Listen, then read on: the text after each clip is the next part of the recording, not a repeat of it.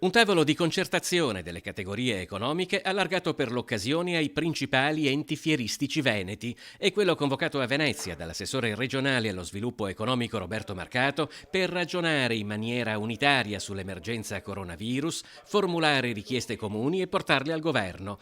Tra le prime, lo sblocco degli 83 miliardi di opere pubbliche fermi per pastoie burocratiche, ma non è l'unica richiesta, a partire da quella per l'allargamento della cosiddetta zona rossa. Servono provvedimenti strutturali che riguardino tutto il nord che oggi è colpito da questo coronavirus. Bisogna drenare nel sistema produttivo del nord liquidità importanti e le moratorie che sono all'ordine del giorno sono degli elementi, delle precondizioni, ma assolutamente non sufficienti. Servono risorse importanti, ovviamente l'Europa stessa deve fare la propria parte. Il contagio tra stati potrebbe non riguardare solo il coronavirus, ma anche la situazione economico-finanziaria. Per questo, oltre a Roma, anche Bruxelles deve fare la sua parte. In questo senso, Marcato lancia un messaggio chiaro: mettere in sicurezza l'economia italiana significa anche blindare l'economia europea.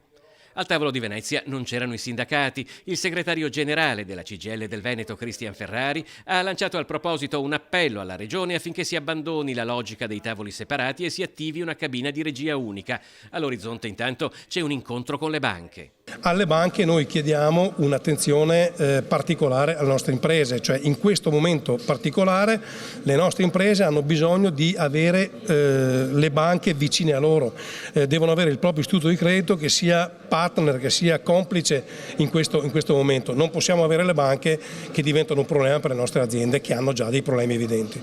C'è poi anche un'opera di comunicazione all'estero che deve correre su nuovi binari. Il fatto di dire che il Veneto è bello, che Venezia è straordinaria, io credo che tutto il mondo questo lo sappia. Noi dobbiamo dire in maniera chiara e netta che a Venezia si può venire tranquillamente, che a Padova si può venire tranquillamente, che a vedere l'Arena di Verona si può andare tranquillamente, non c'è l'aria inquinata, non c'è uno scenario post bellico, non ci sono gli zombie che escono di notte, è tutto normale, basta avere qualche accorgimento minimo e si può tranquillamente venire in Veneto, nelle nostre spiagge, nelle nostre montagne, nei nostri laghi, nelle nostre città d'arte, perché non c'è nessun problema.